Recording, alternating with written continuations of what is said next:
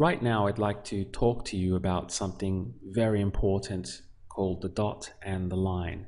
So far, we've been through the simple past and we've been through the line past, but there's something very important to understand, a very important distinction that we need to make between those two. So first of all, I'd like you to look at these sentences. I spoke to him at 2 o'clock and I spoke to him every day. What I want you to notice is that in English, we use I spoke in both cases. Now in Spanish, you can't do that. Spanish very clearly sees one as a dot in the past and the other as a line in the past. So let's go back again to those examples. I spoke to him at 2 o'clock. Spanish grammar sees this as a dot, meaning that it was measurable, it had a start and an end, like an event in the past. I spoke to him at 2 o'clock, dot, done. But it views this second one, I spoke to him every day, it views that as a line in the past. Because how can you measure that? Well, for how many days? Or, I mean, it implies more of a line in the past. So the first thing I'd like you to realize is that with a dot in the past, it's something measurable with a start and an end. More examples would be, I spoke to him, or I spoke at 2 o'clock. I spoke for an hour. I spoke at the conference. Even I spoke to him yesterday, or I spoke to him for 20 years. It doesn't matter if it's for 5 minutes or for 20 years. Spanish grammar still views all of these as dots in the past because you can measure it. We've already learned this tense and called it the simple past. That's kind of its common name. But I would like us now to refer to this as the dot past. So just to remind you, for hablar, that would be hablé, I spoke. Hablaste, you spoke. Habló, he, she, or it spoke. Hablamos, we spoke, and hablaron, they spoke. Here's more examples of the dot past, as we're going to call it now. I found out last night. You see how that is a dot in the past. It's something measurable because it's specific, last night. Or I tried it this morning. Here again, we're talking about something like a dot in the past. This morning, I tried it. Or I worked there for 50 years. Here again is a long span of time, but we still treat it as a dot in the past because we can measure it having a start and an end. Or here, I saw him last week. Again, this is a dot in the past because we're saying last week, we're being specific about the time. Now let's contrast this with a line in the past because a line feels very, very different to a dot. For example, we have, I used to do it. There's nothing specific about that. There's nothing that we can really measure about it. So it's implying, it feels more like a line. Or I did it every day. Again, how many days? We don't know. So again, it implies this line. Or I did it all the time. Again, it's hard to be specific about what that means. So it implies a line in the past. Let's do a direct comparison now. We have, I did it for 1 day. This is measurable, so it's a dot. Doesn't matter if it was, I did it for 3 seconds or I did it for 50 years. It's still measurable, it's still a dot in the past. But I did it every day. Okay, so now you can feel the difference that it's more of a line in the past. It's not something so specific. Let's go back to our first example at the beginning of this video now. We had, I spoke to him at 2 o'clock. That's a dot. Or I spoke to him every day. That's a line. But you can see in English, we use I spoke and I spoke, which is what we cannot do in Spanish. So to translate these, it would be hablé con él a las dos. Here we have with hablé, the dot past, because it's very specific. At 2 o'clock, I spoke to him, dot. But I spoke with him every day. Now we are switching to the line past. Hablaba con él cada día. The reason that this is tricky at first is because we don't do this in English. We can get away with saying I spoke to him at 2 o'clock or I spoke to him every day. But in Spanish, you can't. If you said hablé con él cada día, immediately it would sound bad, very bad to the ears of a native Spanish speaker. Instantly, it would sound like you had made a big mistake. So it's very important that we make a clear distinction between what is a dot in the past and what is a line. And if it's a dot in the past, you must use the dot past.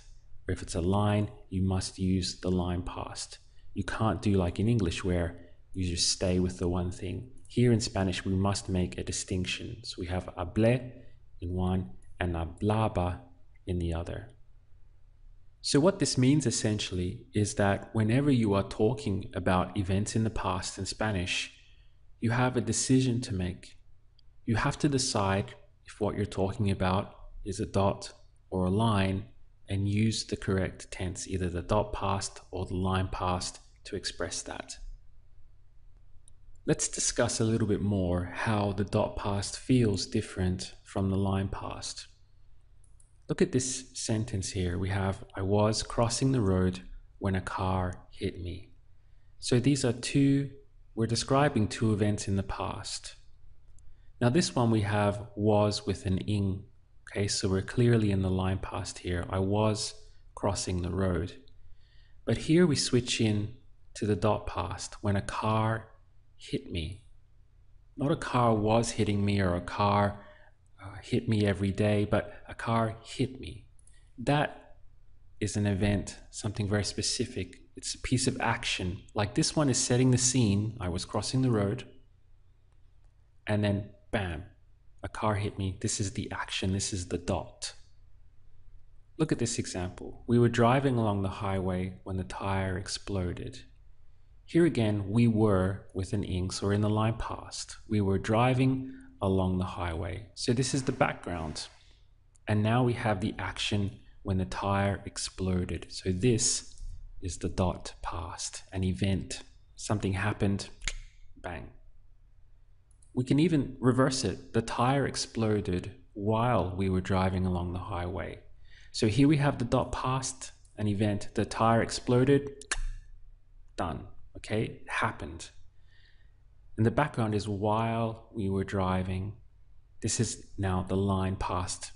Easy to recognize because we have the were and ing, wasing and wearing, remember. Here's a longer example for you now. This morning, I was making breakfast for my wife who was reading the newspaper and the radio was playing when suddenly we heard a loud bang. So we have, I was making breakfast. This is line past. My wife who was reading the newspaper was an ing. This is line past. And the radio was playing. This is line past. We have wasing and wearing, all setting the background. Then we have when suddenly we heard a loud bang. This now is the dot past because it's a specific event that happened. So I hope you're able to start to get a feel between the line and the dot in the past. Now, these are relatively easy examples because we do exactly the same in English. I mean, this is what we're used to doing. But the thing is that we're also used to doing is saying, I spoke with him all the time, or I spoke with him every day, or I spoke with him every hour. So we're using like the dot past, but we're speaking about lines in the past. And this is where Spanish makes its distinction and goes in a different direction to English, because these are all seen as lines in the past. Let's do a quick little test on this now. So all you have to do is decide if you would use the dot past or the line past for these examples. First up, he was a teacher. So if you were to say that, would you use the dot past or the line past? Most people would use the line past. The reason is because this is not specific. like he was a teacher, okay, but I have no information about for how long or nothing like that. So because it's ambiguous like that, we would go into the line past. Now let's contrast this with this. He was a teacher for 20 years. Now would you use dot or line past? So this is a dot past because it's measurable. We're saying for 20 years, that's a dot. He was a teacher. I did it yesterday. This would be a dot because we're being specific about yesterday. I did it. That's a dot. I did it every day. This now is a line in the past. I spoke with him at the party. This is a dot. Hablé con él en la fiesta.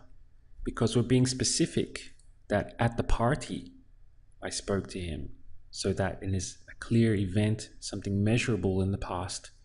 So it takes hablé. I spoke with him every night. Now we have a line in the past. Hablaba con él cada noche. I danced with her last night. This is a dot. Bailé con ella ayer en la noche. Here you can see that we're using the dot past because again it's a specific time frame. Last night I danced with her, that event happened, so that's a dot. But I danced with her all the time. Okay, now we have a line because it's less specific, it's more ambiguous. All the time we don't know what that means. Bailaba con ella todo el tiempo.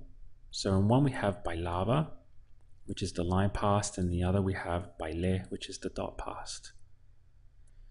For more practice, I'd like to encourage you to think about the things that you say in English and spend a little bit of time deciding if it would be a dot past or a line in the past in Spanish. Now there's one more thing before I go, is that there are a group of verbs in Spanish where it's in their nature to fall into the line past. They naturally fall into the line past a lot more than they do in the dot past.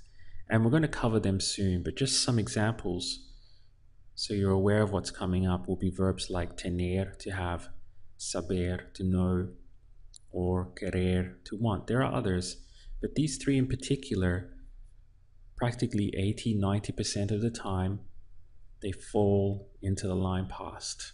So this issue of a dot and a line in the past with Spanish is very important to understand if we want to speak Spanish well, especially talking about the past, which we're going to be doing a lot. As we mentioned before, anytime you talk about a story, you're pretty much talking in the past tense about things that happened.